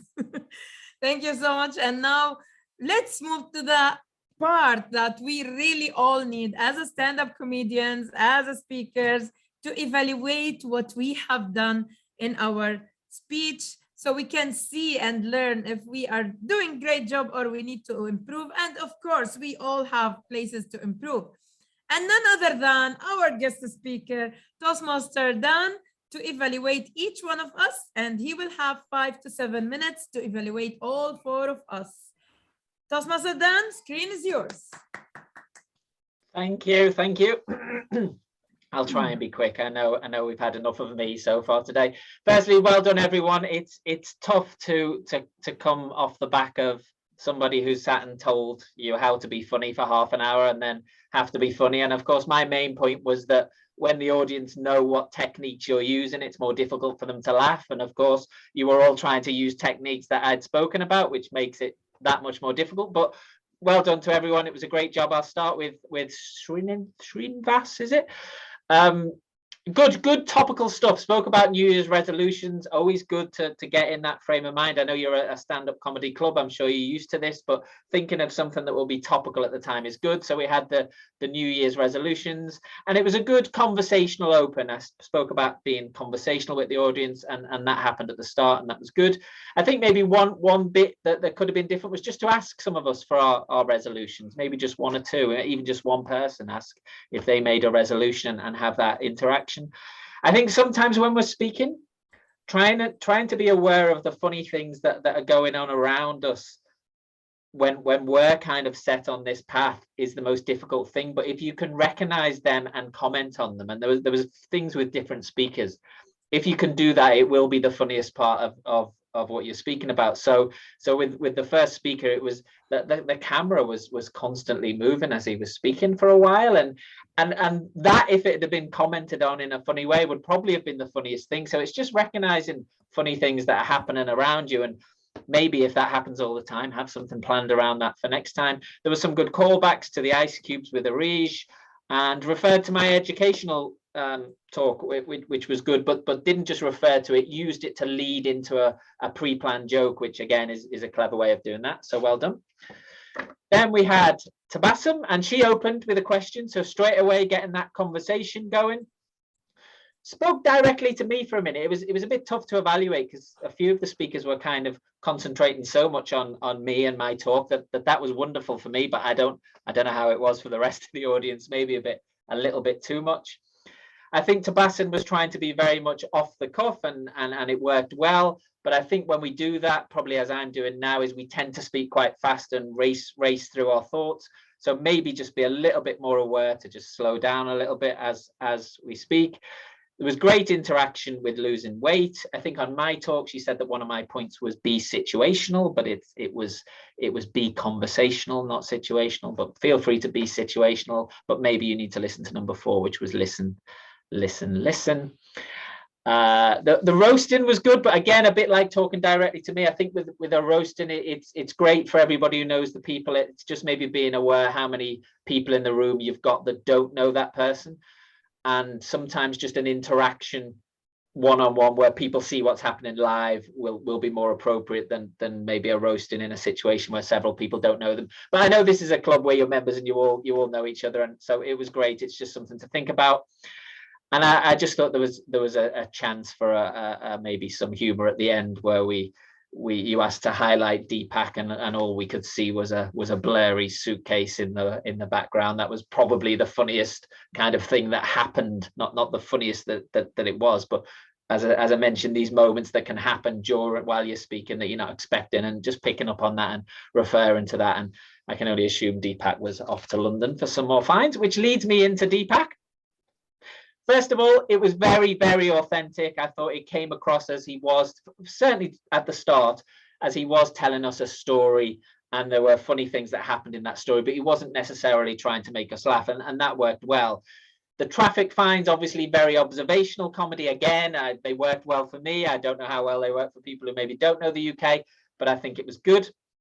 Again, it was quite fast, and I think one tip is you might have set things that you're going to talk about in your 5 minutes, and don't worry if you don't get through them all. Just stop and just say, okay, well I had 10 jokes planned, but I only did 2, but I spoke to the audience for 3 minutes, and that was funny, so fine. Don't feel like you have to squash in everything that you said. And I think the fact that maybe Deepak did think that, it almost turned into a 2-hour Netflix special. It was excellent. There was a summing up at the end. It was probably longer than my educational session. And I think, again, if Deepak had been aware of that, I think more and more of us were laughing at that as it went on and on and on, and the false finishes kept on coming. I could see people laughing at that. So being aware that people are now laughing at the fact that we're now on about 12 minutes would have been a funny way to finish. But yeah, so just I think for everyone, being aware of these things around them. Then we had Arij. I thought one of the funniest things here was Arij was speaking and she was introducing the next speaker, and I'm sure we were all thinking, oh, this connection is so bad. I can't wait for this introduction to be over with and we can get to the next speaker. And then the next speaker was Arij, and everyone's head was like, oh no, this is not going to go well.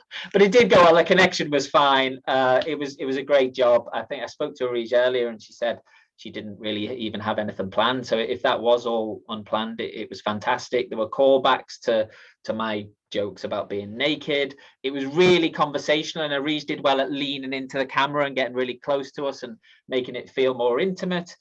The questions about how many calories were great, and it gave other people a chance to speak and have a guess.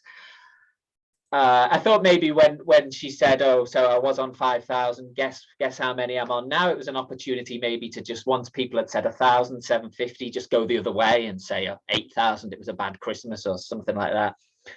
And the only thing was, I think it might have been funnier, more humorous with this speech if there'd have been some genuine depression about the fact that she'd worked so hard to lose all this weight and now she was getting told to eat more. I think it almost came across as I was talking about trying not to let the audience know or trying to make them laugh. There was so much energy and it was kind of so much fun that it might be just worth trying sometimes, just doing it with a real kind of serious, I'm so depressed about this. I mean, I've wasted the last 3 years of my life not eating, and it's just a different way that maybe would connect better. But overall, they were all fantastic. That one was fantastic. Thank you for having me. I'm not going to speak again now. Goodbye. Good night. Thank you so much. And no, you will speak one more time. Don't worry, we will make you speak. Thank you so much, Toastmaster. Oh, wait. Thank you so much, Toastmaster. That was great. And we all really enjoyed. I mean, that was more meaningful for me. Thank you. Thank you so much. And I hope that everyone enjoyed and we gave you the 10 important ways to make you laugh. And the most important thing is to join Laugh Out Loud Toastmasters Club, of course, and be with us in every meeting or be a member. Hopefully you can do that. With that, I believe that my time is up as the Toastmaster of the day, and let me move the screen back to our lovely and amazing president, Toastmaster Tabassum. Thank you so much, wonderful Arij, and you deserve a huge, huge round of applause for leading the show so well. So please, a round of applause for Arij. And I would also request all of you, please open your cameras so I can capture this wonderful moment with all of you. Let's have a group picture before I proceed. And I would like to see our wonderful audience. Deepak, Premog, Gada, Seham, Uday. Come on. Wafa. iPhone has opened, Feroz is open. Stella, where are you? Memuna, Jati is here. Gundagiri. Name changed. Okay, let me do. Deepak, where are you? Deepak, open your camera. He's there. He's there. I have two Let's do accounts. Deepak. I have two Oh, you have accounts. two. Okay. I'm looking at the ghost Deepak Bindal. Okay, smile, cheese.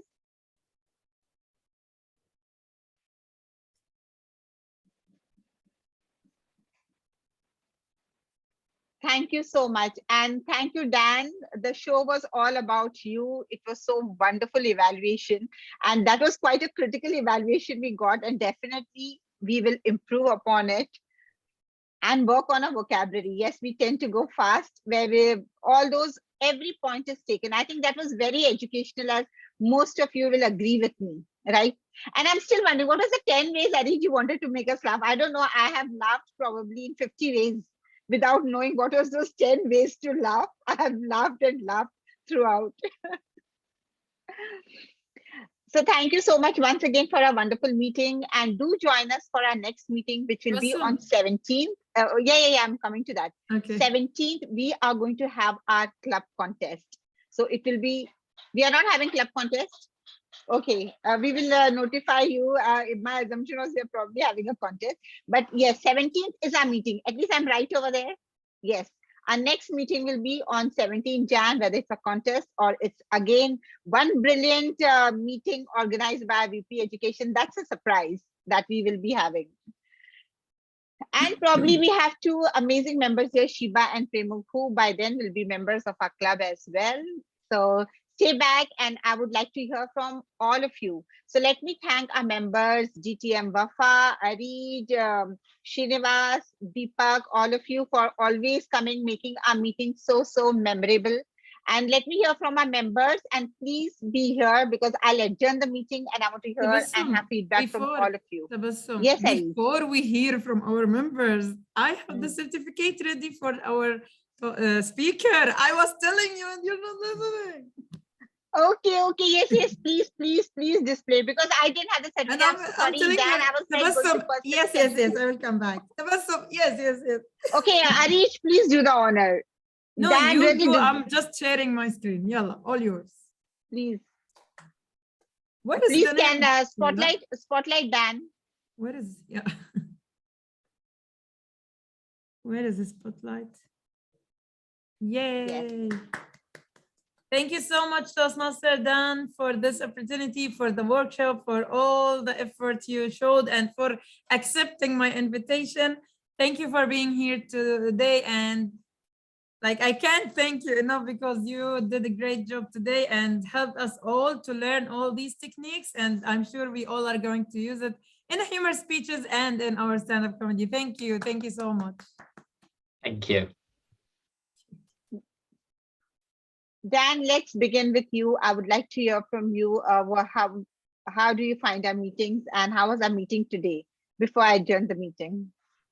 Nobody wants to hear any more from me. Even the people who came to see me have started. I'm not at all. I'm sure everyone wants to hear from you. Thank you. No, it was great. I know I came before Christmas and did some comedy, and that was great. And that you still stupidly invited me back to then give a session on comedy, which was crazy. But I really enjoyed it. Thank you. It was great fun. The debate was really good at the start, and I kind of liked how you just kind of stuck with it, and it happened, and it was good. And I was expecting it was going to be people that were prepared in advance, but it was even better that they weren't, certainly in terms of me enjoying Hope's disastrous performance.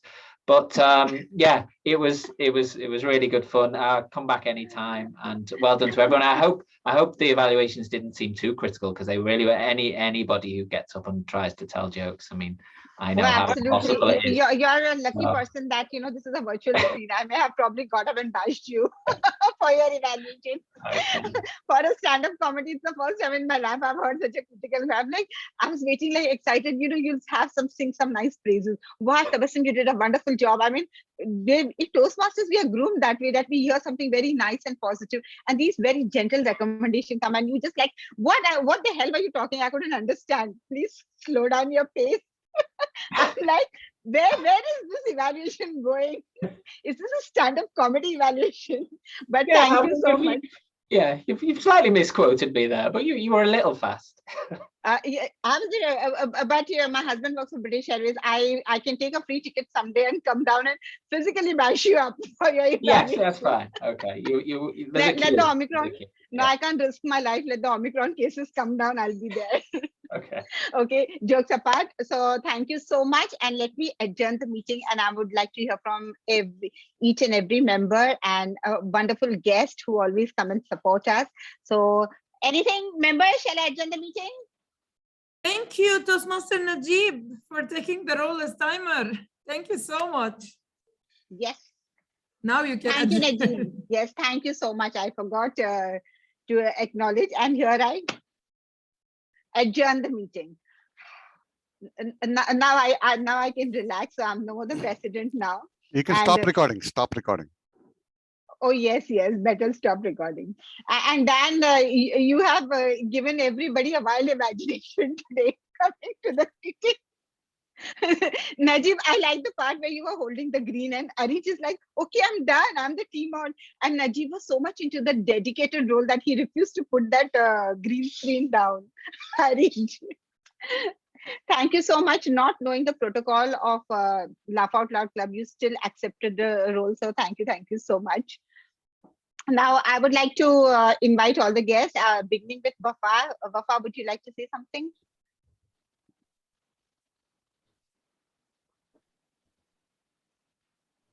Okay.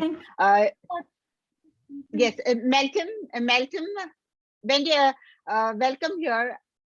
When did you join our club, and how did you find our meeting? It is the first time I listen. I couldn't catch the debate part, but I am friend from Gülşah from Bosphorus Toastmasters. Nice to meet you, and thanks to Dan McGill and thanks to Wafa Salman, each one of you. It was a great meeting. Thank you for invitation. Thank you. Thank you. Please come again, join us for our meeting. Thank you for joining us. Hope. Thank you. Yes, I was invited by Dan Miguel. I am also a member of his club, Society Speakers. He's okay. And I'm always here to support as well as listen to Toastmasters all over the world to help me in my speaking endeavors. And I have truly enjoyed my time at your meeting today. Thank you so much, Hope. And I loved your take on the debate. It's like yours was speaking pro to be obese, but you had such a good point on saying of obesity is like we bounce back, we don't get hurt. You took a totally different take on your debate. So I really loved listening to you. Thank you, Hope. And Hope, have you tied your hair or you have this?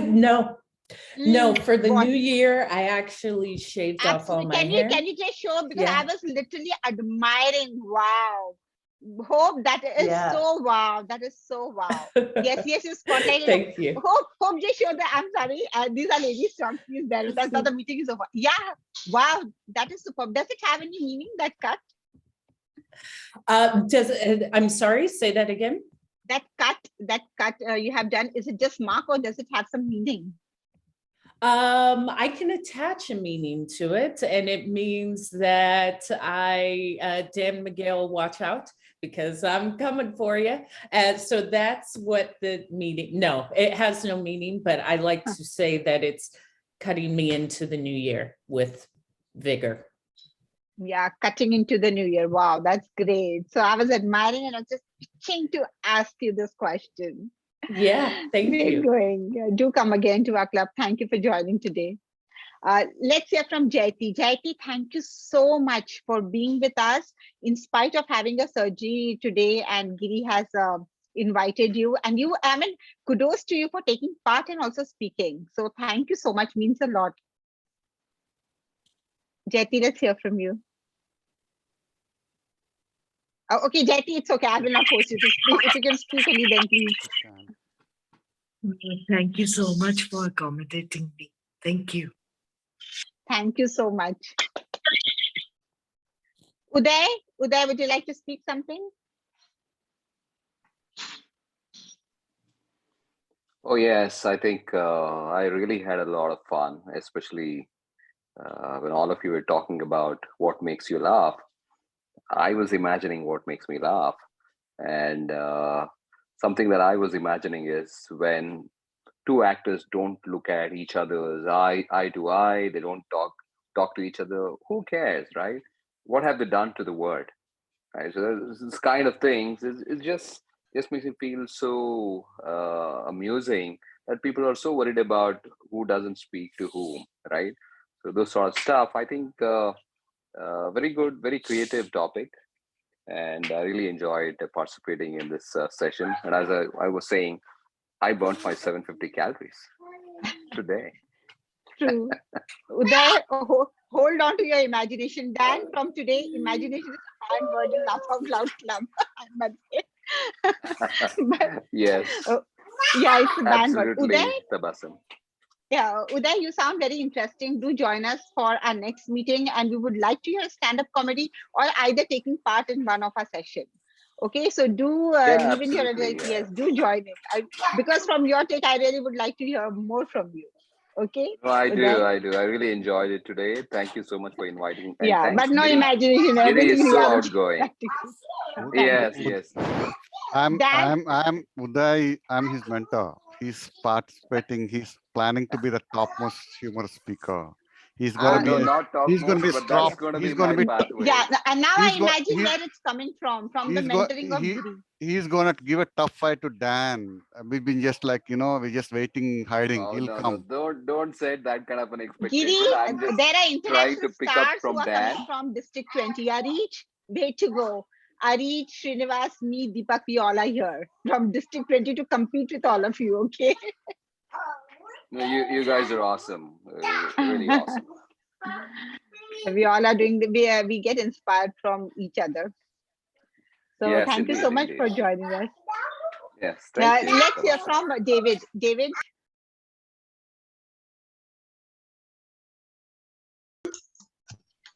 Which You're place talking to me from? then? Sorry? Which district, which country? I'm in Australia. Nice. I'm in Australia and I'm up late because I've been in a meeting in another part of the world in Toronto in Canada. So I was still up and I thought I saw your message on Facebook and I thought I'll come and have a look at this because I know who you are, but I've never been to your meeting. I don't remember if I have because I go to a lot of meetings. But it was really good. And Dan, I just wanted to say two things. The best comedy in the world comes out of Britain. But the best part of Britain that the comedy comes out of is Liverpool. And that's where Dan's from originally. I went to college there with John Lennon when I was a young man. And John Lennon? Yeah, I went to college with John Lennon. I was in the same The singer, college. Beatles? Liverpool College of Art. I was there when he was there and I knew him well. So But comedy is, as Dan said, the 5 things he talked about. And can I tell you a quick story about comedy? And it can be tragic and dramatic and all of those things. But we were getting ready one night to go out, my wife and I. She died a few years back, but anyway, while she was alive, we were going out, and I'd written a speech for a president of a not-for-profit. It was his retirement night. And we got dressed up. Nancy had spent 4 hours at getting her nails done, getting her hair done, getting a new dress and all that sort of stuff. And we were walking out the front door, and I've got a deadlock on the front door. And I was carrying 2 bottles of wine and a bag of some goodies. And I was trying to open the door. My wife pushed me out the way. "I'll fix that, David," she said. And as she tried to open the door, she broke one of her fingernails, which she'd paid a lot of money to get done that day. And she looked at me and she said, "David, it's an absolute disaster." And I said, trying to be empathetic, "Nancy, darling, Chernobyl was a disaster. That's a broken fingernail." And that was the only time I ever made a comment like that again. Because when she slapped me, it didn't go down too well. So you have to be careful what you say to ladies when they're all dressed up. But I thought it was funny at the time. But no, I enjoyed it. Thanks for letting me come in and say something. And I'd like to learn stand-up comedy, but I'm probably too old for it now. But I did enjoy it, so I'll try and come back some other time. But it's very late in Australia now. It's Yeah, I was imagining. it's What's the time quarter in to 5 Australia? it's quarter to 5 in the morning, and I haven't been to bed yet. So, wow. So good morning. so anyway, Hey, but nice, thank you very much, and happy New thank you Year for to joining. everyone. nice, Happy New Year. Do come nice, again. Thank nice you see so you, much. nice to Take see care. you, David, after a long time. Do come in here. This It has Giri, I been don't a know if long time. been a You're long right. time. Yeah, Yeah, nice thanks. meeting. Thank you. Thank you. Tehseen, Sayed Tehseen, let's hear from you. Yeah, hello everyone. I'm pretty new to Toastmasters, so this is just the 3rd meeting here in Toastmasters. So I have attended 3 different meetings, including one from my own club. So I'm just learning the stuff, and Giri is my mentor. I'm learning stuff, and thank you, Dan. So the earlier question which you questioned about what kind of humor, I think for me it would be Chandler Bing's kind of humor, mostly sarcastic kind of humor. So yeah. You will love Dan's humor. Also, I'm from Wipro Beach Club in Bangalore. Yeah. Yes. Thank you. Come again. Giri, how many mentees you are spoiling around the world? All over the world, you have mentees, you are spoiling them. Dan, please sit down. My legs are paining seeing you stand. Giri, just a comment. Dan, If are you sitting? Giri doesn't Oh, get you're sitting. offended, Yeah. Oh, Uday wants to roast me. Yeah, go ahead, Uday. no, you're like, if you don't get offended, you're like an octopus. Reach out, your hands are everywhere, reaching out to people here and there, pricking people during the meeting. But I think this is something that you do is magical. I don't know how you find time, but Giri, I'm really inspired by I what agree. you I do. agree. I agree. Good Giri thank is you. not one of the judges. Uday, whatever you say and impress him, he's not the judge, that he will push you to the next level from area to division. Thank Yeah, you, I Uday, don't for know how that. he finds time for that. Yeah. No, but to Giri, honestly, yes, you really spread your positivity. As he said, octopus, a name is given to you. Very true. So thanks for coming. In fact, Giri, seriously, Ari, please send him a membership form. If we have Giri, I think we will attract lots of members from around the world. He knows every second district. It's high Yeah, I time, will Giri, high send time. to Dan, in Hob, the and past, Giri, Pramod, and Shiva, right? in the past 6 months, I have attended about 530 meetings Wow. around 36 countries. Wow, nice. John Joseph? John Joseph, are you here with us? Yes, I'm there. I'm there. You know, today you are like the, I'll speak slowly now. Dan has inspired me to speak slowly. So, so that everybody can understand my Indian English. John Joseph, today you reminded me of the police in Hindi movies, in the Bollywood movie. You know, when the whole meeting, when the whole story gets over, the police arrives in the end. So when the whole meeting got over, at 8:30, I saw John Joseph entering.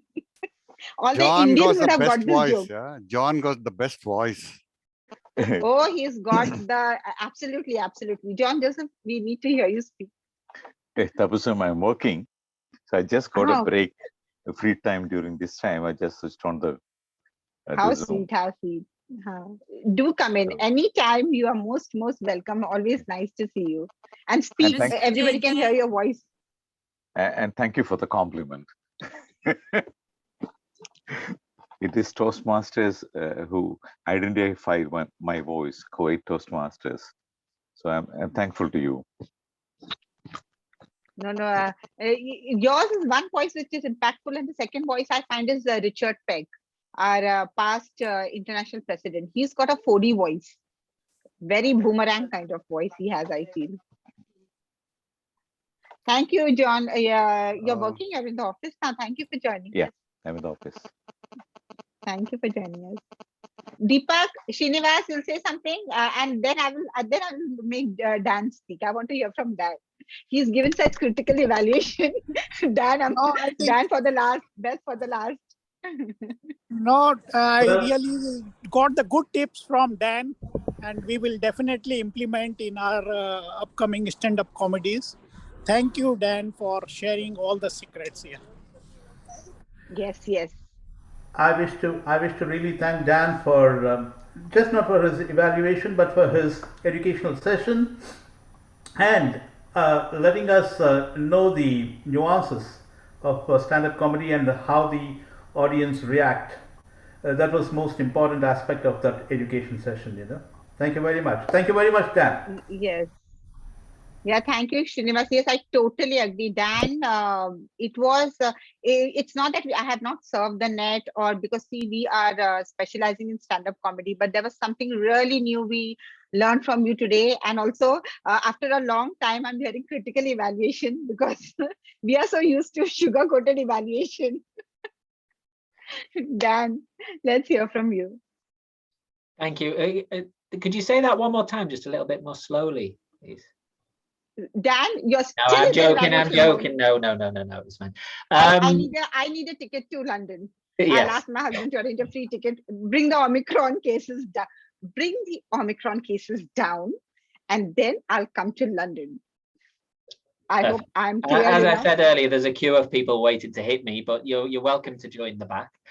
Yeah, no, I think probably the only real thing to say with comedy, I mean, it's so difficult. We've all tried it here and working out what'll work and what won't, and the only thing is, like, forget evaluations, forget what I say. If I say you were a bit fast or whatever I say, it doesn't matter. It's just whether people have laughed or not, and that's the good thing with comedy. You'll either get that reaction or you won't, and people might give sugar-coated evaluations, or they might give harsh evaluations, but you can see whether people laughed or not, and that's all you need to know. So really, as much as I enjoyed giving the session, just make people laugh and you'll be fine. Yes, actually, about me speaking fast, I'm here for almost 5 years. At every speech of mine, I get this feedback that Tabassum, you're very fast. Ask Arij about it. So you're not the first, you're probably one of the last in a big queue who's telling me that I speak fast. You know, to comment on that, Tabassum, for example, she's asking, Deepak, Srini, I want to hear from you. And then she think in her mind that they already spoke, and she continue. Yes, everyone there. So give them time to speak. Wait, you Tabassum. She's like, you know, her mind is. Yeah. If I don't speak fast, we will not finish on time. We have 2 hours of meeting. And we are never finishing on time. No, we finished at 8:33. So thank you, Dan. And please keep attending our meeting on Arij's invitation. I'll take your number from her. And even slowly, I will invite you. even messages, I will write one word, then in comma I'll write pause. Then I'll write another word, then pause. Okay, with that said, I'm not gonna give you his number. No, unless Dan, you your said so. specialty. Let me give an evaluation. Ari, let me give an evaluation to Dan. Dan, your forte of stand-up Okay, we're comedy. ending the meeting today now. Yeah, no. One second. Balla, wait. Dan, let me give an evaluation for your stand-up make you comedy, a your host. specialty is your sarcasm. It is fantastic. Thank you. The situational, observational, whatever ational you can add it, sensational. It is that amazing sarcasm. I always try to, I'll speak slowly. I try to get it, but I will learn. Thank you so much. And I'm hoping that one day you accept the Facebook friend request that I sent you about 6 weeks ago. So that would be Send lovely. me? Arish accepted like that. I mean, I barely sent it and Arish had accepted. But Like, I'm like Dan, this I all the have time. one second. Ari, Dan, I have a list of, I get so many friend requests. I Yeah, don't have I can time. imagine. Yeah. Maybe next Thinking week. about jealousy. Next week it will come in my list and I'll accept it. Okay, good. Kidding. Dan, most welcome. And all of you, I would like to see you on 17th of Jan. And hopefully Arish will come up with a more dynamic agenda, something new. Okay, yes. Thank you so much. Thank you so much, everyone. And good night from our side. Good night. Good afternoon, good evening, and see you. Bye. Yes, Jan again. Bye. Good night. Good night. Good night. Happy New Bye, Year. JJ. Wait, I'll take. Okay, bye-bye. All right.